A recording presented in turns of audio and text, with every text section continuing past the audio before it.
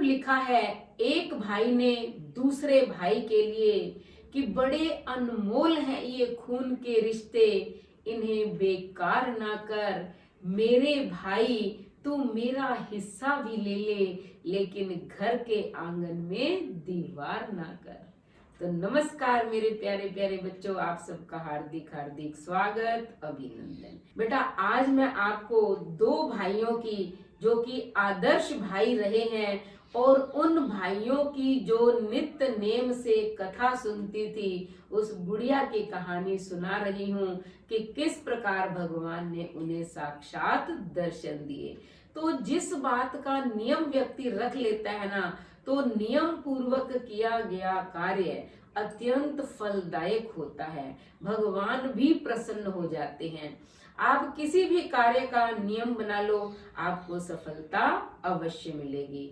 तो ये कहानी है राम लक्ष्मण जानकी और हनुमान जी की। एक बुढ़िया को नियम था, तो आप बाकी कहानी में सुनिए। एक बुढ़िया जिसके पीपल पथवारी तुलसी व आंवला सींचकर मंदिर जाना और लौटकर रोज 2 ब्राह्मण जिमाने का नियम था। एक दिन उसे उठने में देर हो गई।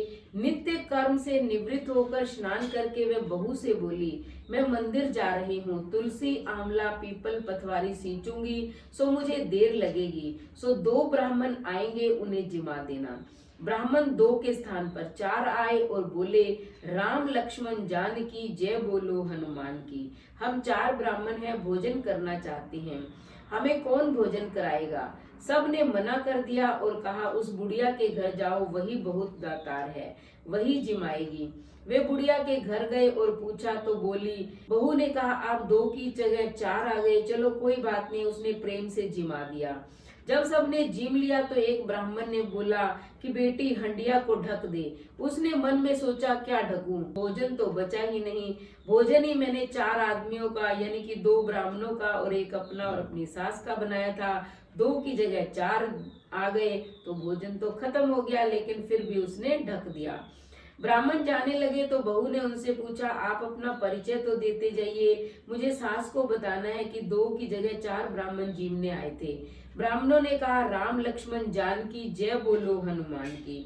बहू झट से समझ गई, उनके चरणों में गिर गई और कहा कि भगवान मुझे माफ कर दो, मैंने आपको पहचाना नहीं, आपको मेरी सास को भी दर्शन देना पड़ेगा क्योंकि यह उन्हीं के व्रत का प्रताप है, वो कार्तिक स्नान करती हैं। तब भगवान ने कहा उसको पीपल के पेड़ के नीचे भेज देना। सास आई तो देखा कि बर्तन तो भोजन से भरे हुए हैं। मन में सोचने लगी बहू ने ब्राह्मणों को भोजन नहीं कराया। बहू से पूछा बहू तूने ब्राह्मणों को भोजन भी नहीं कराया? बहू ने कहा आपने तो 2 ब्राह्मण जिमाने के लिए कहा था, मैंने तो 4 जिमा दिए। सास ने कहा कहाँ जिमा दिए, बर्तन तो भोजन से भरे हुए हैं। तब बहू ने कहा सासू जी मैंने राम लक्ष्मण सीता सहित वीर हनुमान जी को जिमाया है। सास चकित होकर बोली बहू तूने भगवान के दर्शन कर लिए, मुझे भी उनके पास लेके चल, मैं भी उनके दर्शन करके धन्य होना चाहती हूँ। तब बहू पीपल के पेड़ के नीचे ले गई।